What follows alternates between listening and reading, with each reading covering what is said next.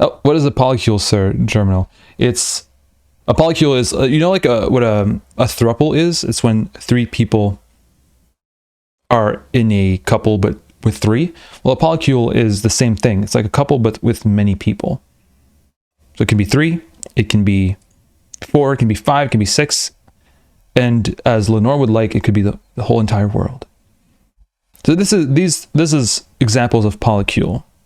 So this person is with this person is with this person is with this person, but this person is not with this person. Oh, you can't see it. You can't see my cursor, but you get it. You say, no way that works, but it does. I know people in which that kind of thing works. It's very, as you say, like problematic only in situations where, you know, where people don't want it. And if you don't want it, you shouldn't be in a polycule. We're very often socialized into owning a second, like a person, right? And living our lives with that person and being very, not, if not jealous, at least possessive of the other person, right? But it's very possible, and it's been done, and it's been a thing throughout history, human history, that people just either sleep together, date each other. It's all free. It's people just do their things. It might seem problematic to us who have been very stuck in the, you know, monogamy kind of culture. I've heard people very happy with non-monogamous relationships. I think it's from like a misunderstanding, or just not understanding what a polycule or how to live in a polycule necessarily. I remember when I was talking to some people who are, you know, let's say not as close to queer people as they could be, let's say. They asked me, when I said I was bi, they looked at Bally and they were like, Bally, doesn't that like bother you that Sean is bi? Bally was like, why would it? And they're like, well, Sean could have an interest in women and men. Isn't that a problem? And Bally's like, I don't see how. And like, can it be problematic? Bally's like, not really. So for people who don't necessarily are not in proximity to these modes of living, or these ways of living, or these ways of being, I guess, to them, they can see problems within it, which once you live within it, it's not necessarily problematic. All right, enough.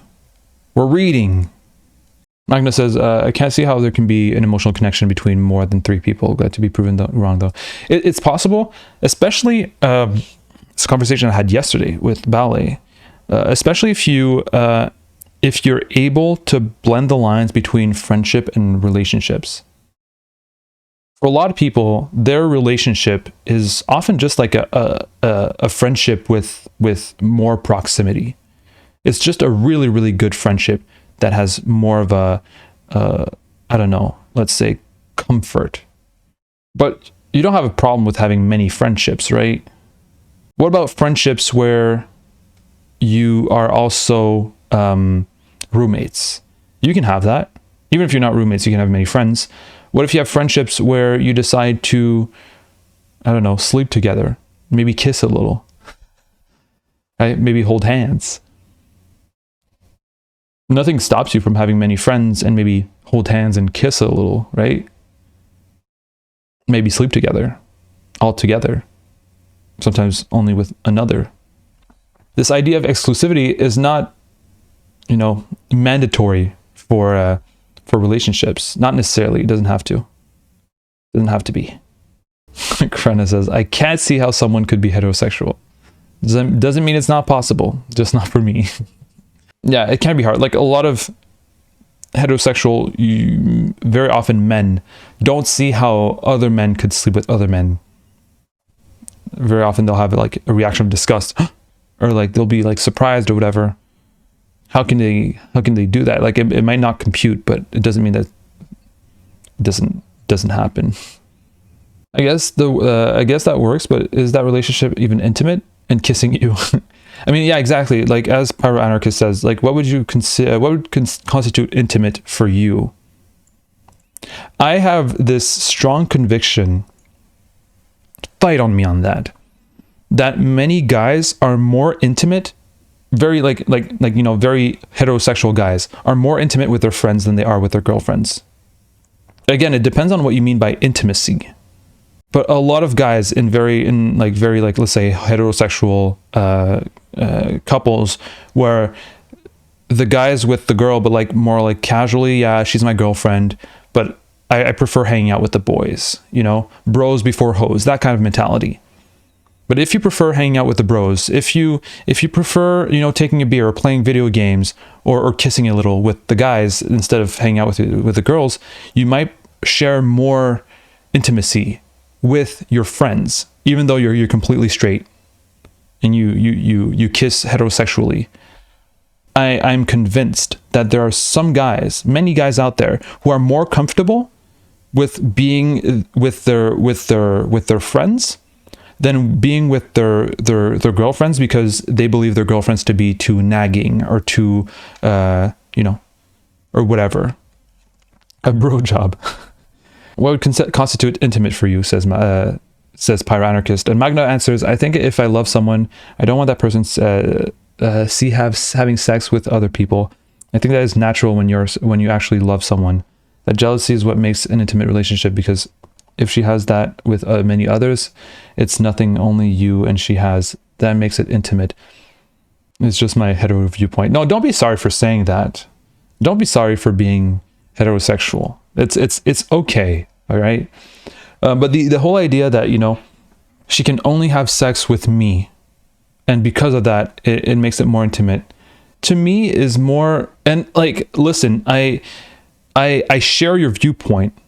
I understand it, right?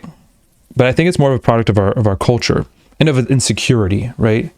The whole idea that, like, how being a cuck is like so bad, and how cheating is like very ingrained in our culture as something that's heartbreaking and that's gut-wrenching.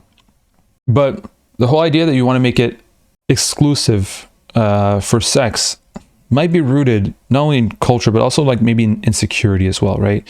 Because intimacy, to me, is not necessarily sexual. And if someone else has sex with, if your partner has sex with someone else, and they enjoy it so much that they decide to break up with you, or they decide to spend more time with that other person than with you, maybe you're not meant for each other, right? Because I feel like if you're afraid that this person is going to do it with someone else, is that they'll enjoy it more with someone else, and therefore they won't want to spend time with you, or not want to be with you anymore. But in that case, if that's the case, then that person is just not for you. I think you can develop a much stronger bond and intimacy through sharing a really nice time. Could be a date, could be just watching a movie with someone else, could be spending the day with someone else. And that can be more bonding and more intimate than sex. So like, putting so much importance to sex, to me, it's a bit weird because of that. And that goes back to my whole idea that, the bros before hoes type of guys, right,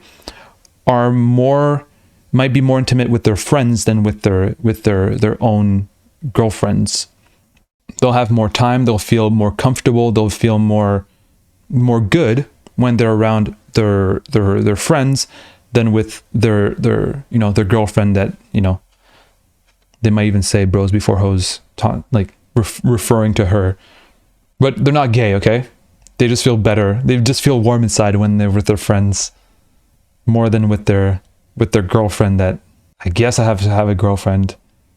Haltosa says, sexual exclusivity has a lot to do with inheritance in the passing on of economic value. Yes.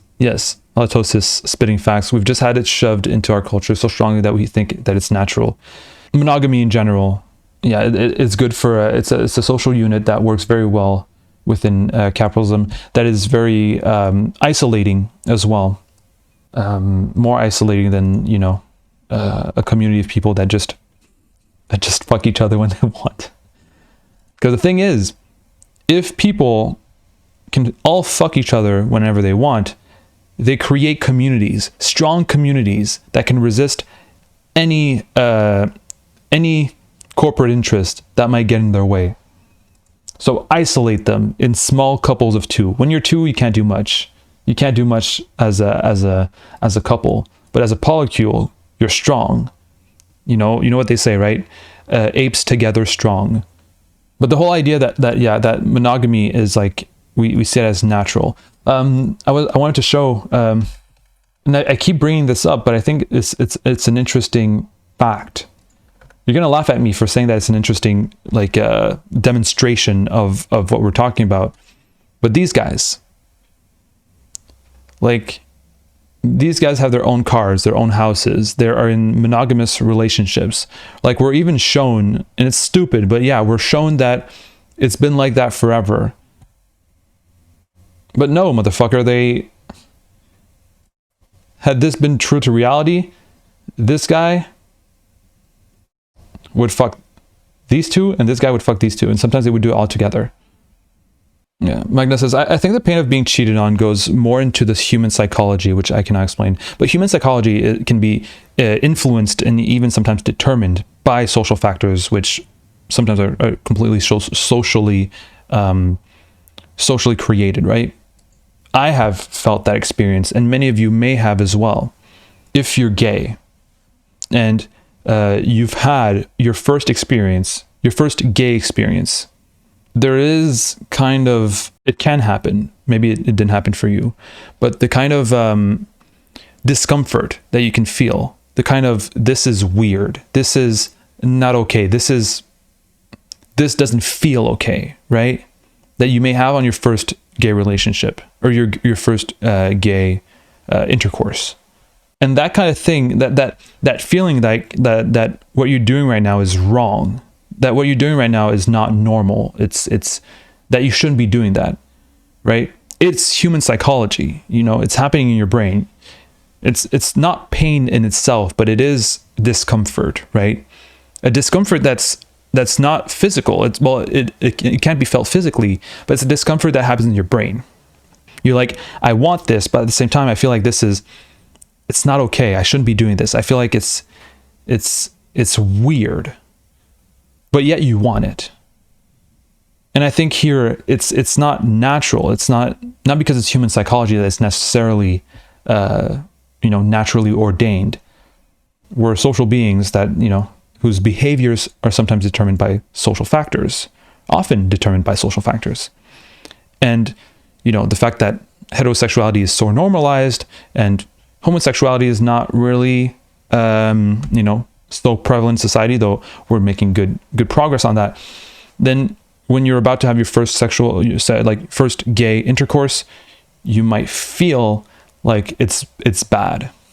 And those feelings, in any case, feelings, even though they come from social, stigma, or are socially determined instead of being just a natural state of how humans are still, they're still valid feelings, right? If you're cheated on and you feel bad, you start crying, I'm not gonna be like, hey, Magna, grow up. The only reason why you're feeling bad is because you've been possessive of your partner, which is only something that's been encouraged through social factors. No, of course not. Like, if you feel pain, no matter if that pain comes from social programming in a way, or from natural biological reflexes, it's still pain, and it's still valid.